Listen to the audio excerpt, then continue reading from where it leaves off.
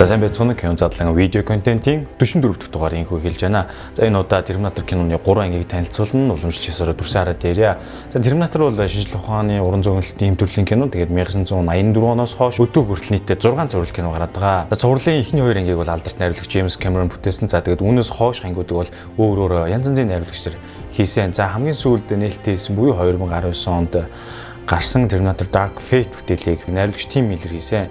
За тэгээд энэхүү анги дээр хүч нэмэн James Cameron найруулагч маань продюсерийн үргийг хийн орж ирсэн. Нийтдээ хийсэн энэ Terminator-ын тухай энэ 6 ангид бол $816 сая зарцуулсан. 2010 оны байдлаар нийтдээ цувралууд маань 3 тэрбум гаруй $5 ашиг болоод байна.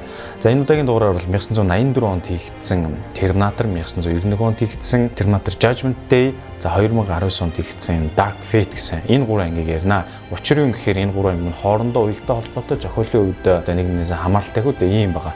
За харин дунд нь гарсан 2003 онд Terminator Rise of the Machines, за 2009 онд Terminator Salvation, за тэгээд 2015 онд Terminator Genesis зэрэг цувралууд ангиуд хийгдсэн. Энэ 3 ангийг бол нэг ярихгүй. Ер нь бол энэ 3 анги бол Terminator-ын энэ цуврал хамбаг зэрэг хамааралгүй хэлчихэд болно. Өөр зохиолтой. За Terminator киноны 3 болон 4, 5 дугаар ангийн хувьд бол өөр найруулагч өөр кино баг хамт олон хийсэн. За тэгээд James Cameron найруулагчны ярилцлаган дээр хэлсэн байдаг.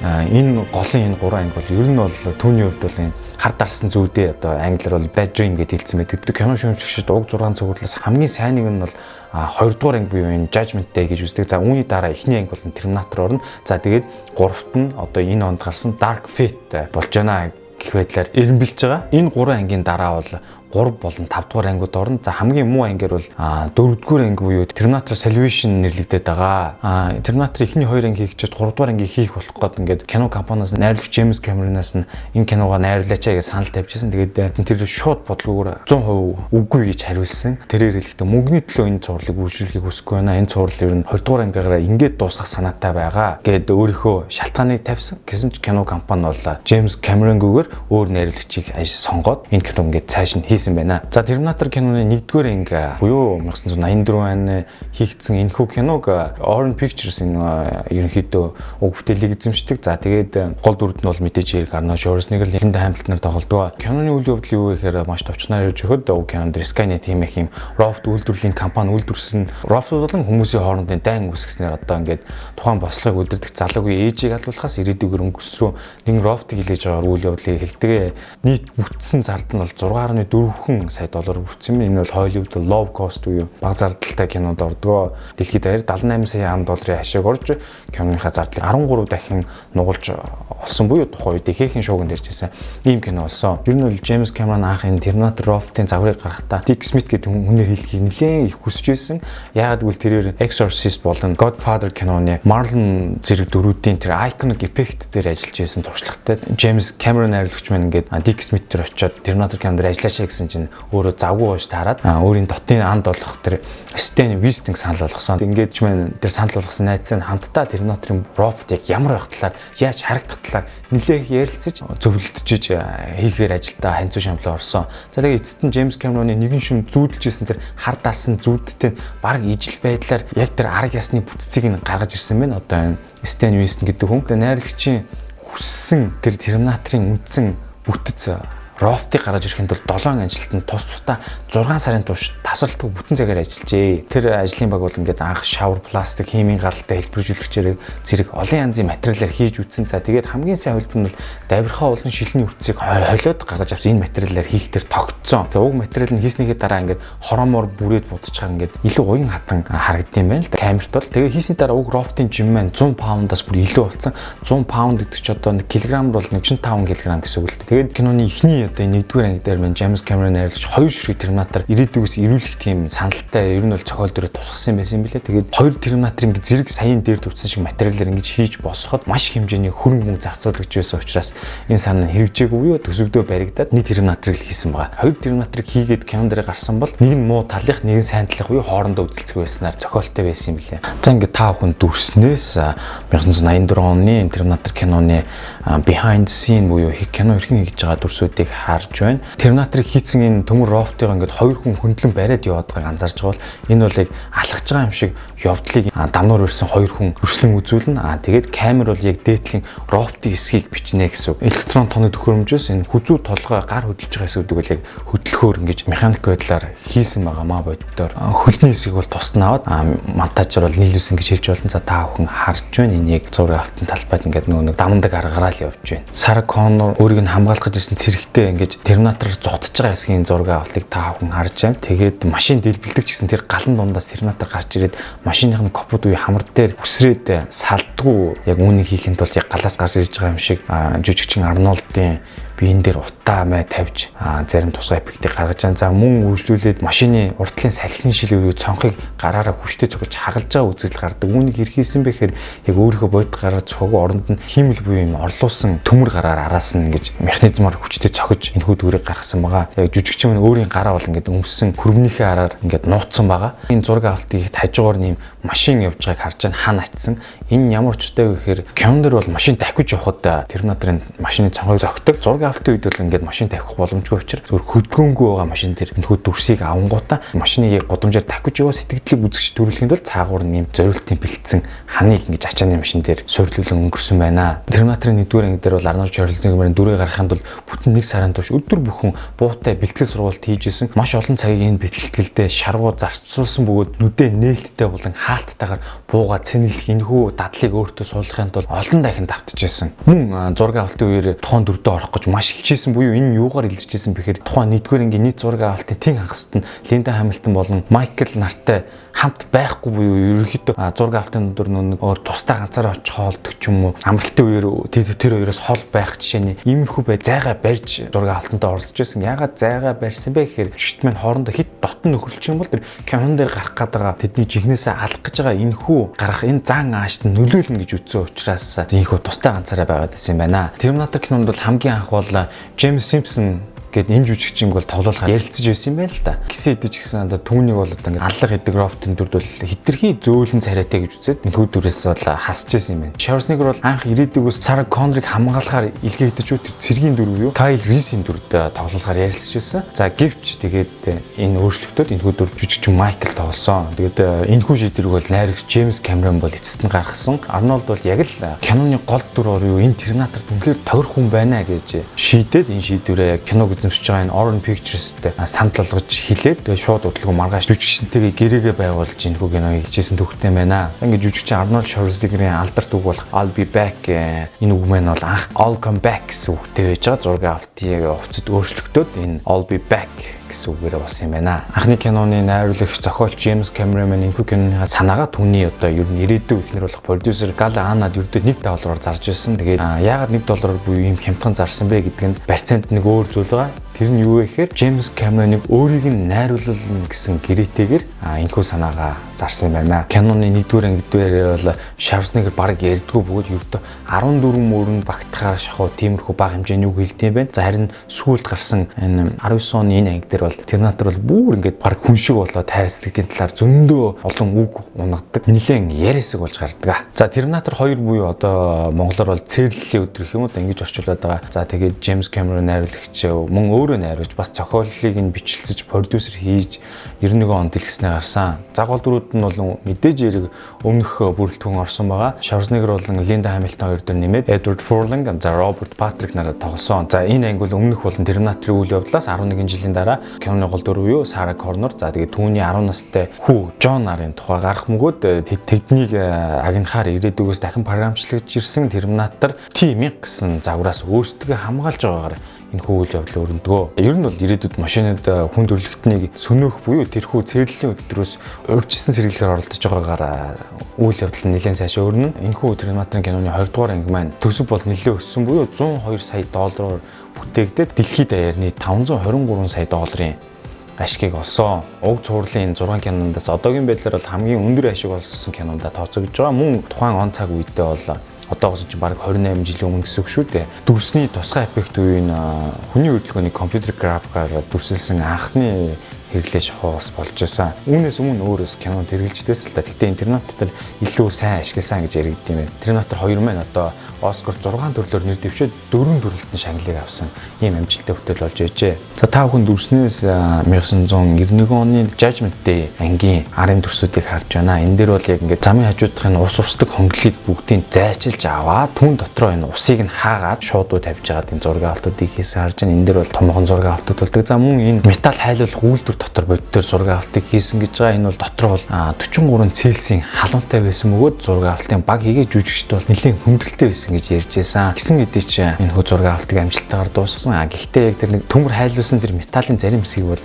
яг ийм өнгөтэй усаар орлуулж хийсэн юм блэ. Усыг ингэж будаг өнгөтэй болоод яг ингээд уур гаргаад тэр рүү ингэж Terminator маань доошоо гараа ингэж цухуулгаснаар доошоо живж орж байгаа тэр үзэгдлүүдийг ийн гаргаж зураг авалтын арын тэр зарим концепц артуудын дүрсүүдийг харж байна. Киноны жүжигч буудлагын бэлтгэл хийж байгаа дүрсийг та бүхэн харж байна. Кинода зориулж бас нэлээд хугацааг зэвсэгтэй харьцах бэлтгэл зарцуулсан ба үүний хажуугаар найрлагч Джеймс Кэмерон бас хажууд нь ирсэн. Зөвлөгөө өгөөс сууж байна. Сара Коннорын ингэ зүүдэлдэг хэсэг тэр ингэ цөмийн бөмбөг дэлбэрээд ингэ хүмүүс устж байгаа дүрсүүд энийг хэрхэн хийсэн бэ гэхээр тэр цэцэрлэгт байгаа хүүхдүүдийн хэсгийг бол өддөр зургийг аваад дэлбэрлэн дөртөд хийсч байгаа дүрсийг бол тонгоож байгаа хүүхдтэй адил хэмжээтэй баримл бүтээгээд үүнийг хүчтэй бүтээлгэн энэхүү зураг авалт хийжээ. Дөрвөлжлэн та бүхэн зарим машинтай зураг авалтуудыг харж байна. Бяцхан Жонни дүр тоглож байгаа жүжигчин маань олон цагийн сургуультаар хийж машин унуулж сурах буюу зарим хүчний дасгалуудыг хийлгэж ирсэн байна. За ингээд Терминаторын буудуулж гэмтсэн үеийн мейкапуудыг хэрхэн хийж байгаа та бүхэн харж байна. Энэ бол олон цагийн ажиллабар болж байгаа. За та бүхэн дүрснээс эсрэг дүр тоглодог жүжигчин Роберт Патрикийг харж байна. За тэрээр бол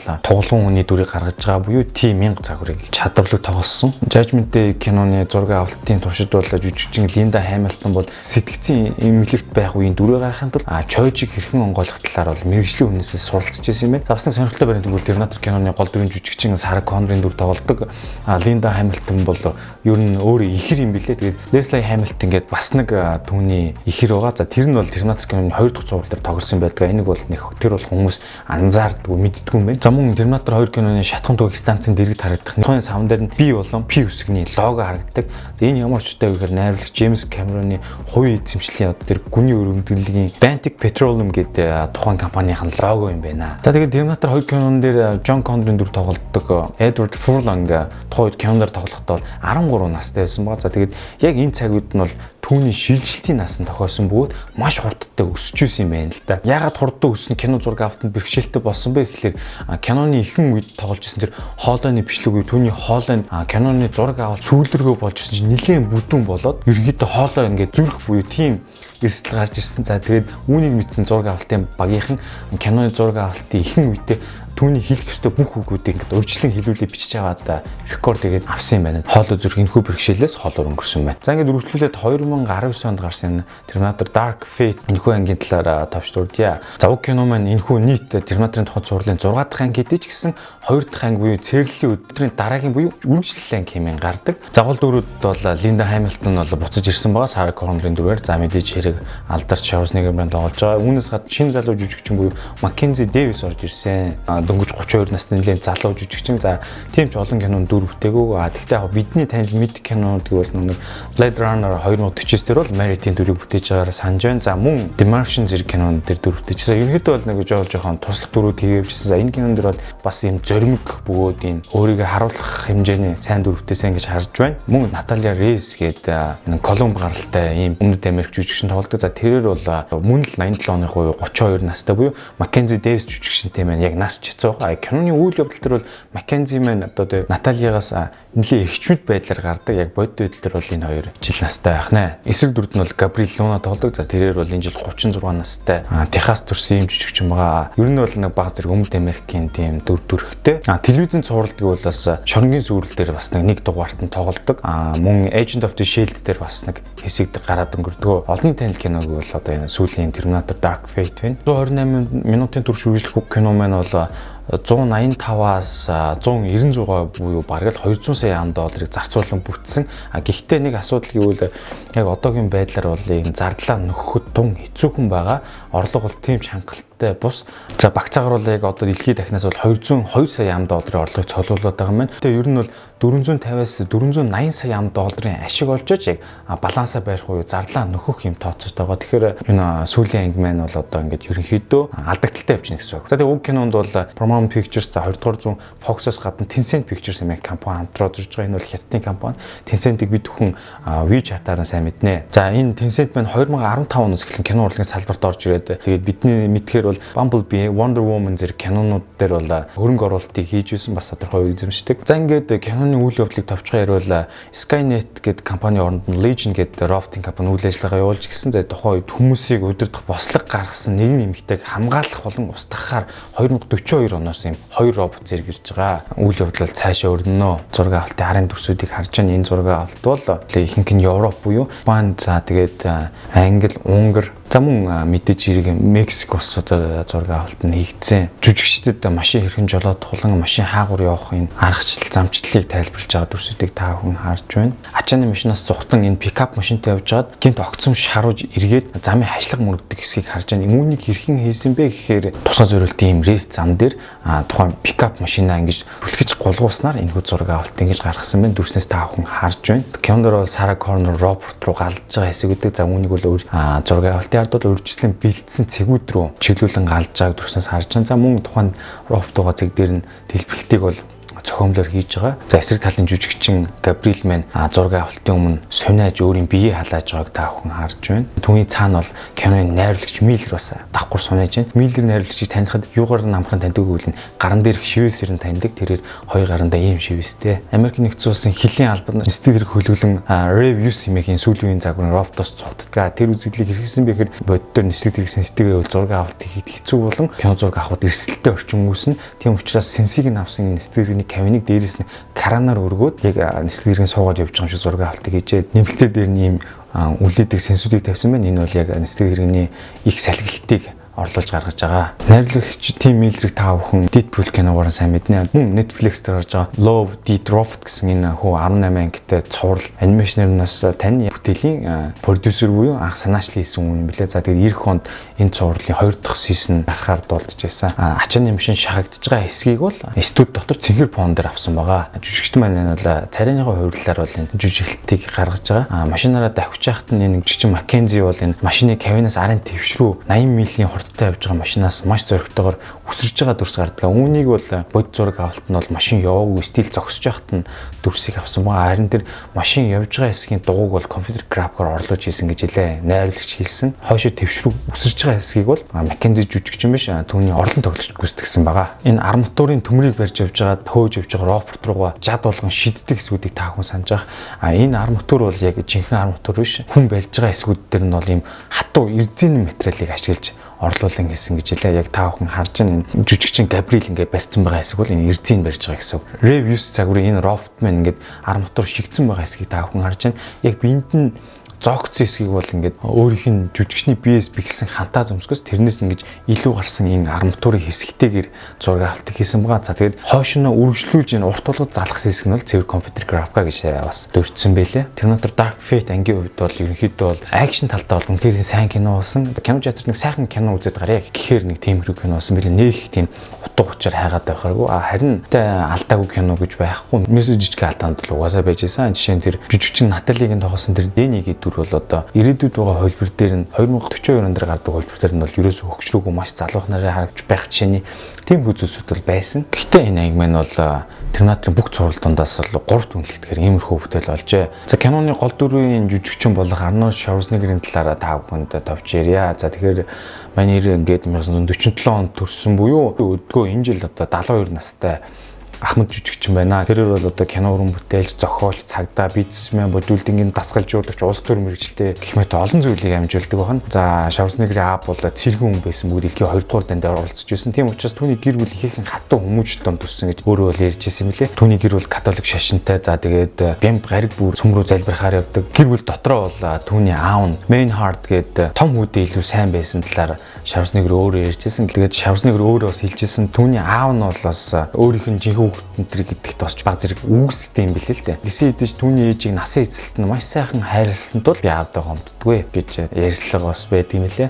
Тэгээд тэрээр 15 настайгаас эхлэн хүндийн өргөлтөөр хичээллээд 20 настай болохдоо олон улсын бодибилдингийн тэмцээнд орж эхэлсэн. За дүүрж барангуй маш амжилттай оролцож байсан. Үүний дараагаар тэрхүү яг энэ чиглэлээрээ сонь сэтгүүлд гарч тэмцээн оролдоонууд оролцсоор байгаад өөрийгөө болон бусдыг ингэж дасгалж ууж эхэлсэн. За тэгээд Холливуудын кинон тоглоход хүртэл энэ бодибилдингийн тамирчин байгаа байдал нь их нөлөөсөн.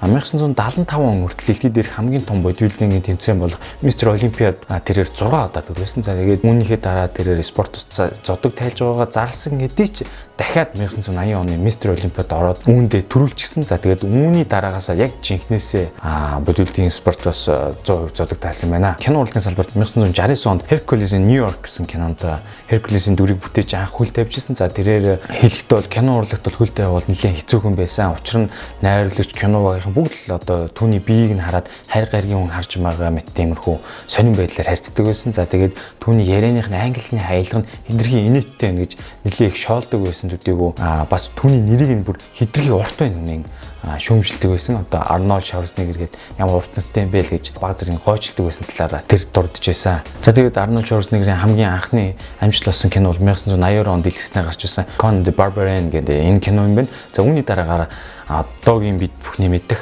алдар Terminator кинонд 1984 онд тоглосон. Энэ кино тоглосноос хойш бол тэрээр бол од болон гялцхай эхлэн тавигдаж нэлээдгүй олон кинонд гол дүрийг бүтээсэн. Тэгээ яг Terminator кино шиг ийм ашиг орлого нэр хүндийг авчирсан кино бол Арнольд Шварценеггер доор хараахан байхгүй байгаа. 2003 он хүртэл тэрээр кино урлагтаа эрчимтэйгээр ажиллаж байгаад улс төрийн карьер хийсэн. Энэ хугацаанд бол тэрээр 2 удаа дахин сонгогдож Калифорни мужийн амбун захирагчийг хийсэн. Нийт 8 жил хийсэн. За мөн 2013 онд Америк нэгдсэн улсын ерөнхийлөгчийн сонгуульд нэр дэвших магадлалтай юм яригдчихсэн гэсэн ч Америк нэгдсэн улс төрөөгүй гэдэг шалтгаанаар энэ ерөнхийлөгчийн сунгаарнаас төлөвлөж үлдсэн юм байна. Улс төрийн карьерийн дараа тэрээр кино урлагт дахин ирсэн. Terminator киноны үлдсэн хэнгүүд болон бусад кинонууд тоглосон. Арнольд Шварценеггер маань ингээд 30 нас хүрэхтэй хэдийн тэр бомтон болсон бөгөөд маш олон төрлийн хувийн бизнестэй. За түүнд бас нэг хэцүү зүйл байдаг. Тэрээр бол төрөхтөө л ингээд Bioscope Arctic Valve буюу одоо энэ гол судасны 3 хавхлагын нэг нь дутуу төрсөн юм байна л да. Энэ бол төрөлхийн хөгжлийн гажиг гэж яригддаг. За тэгээд 1987 онд уг өвчнөөсөө болоод тагалгаанд орж ирсэн.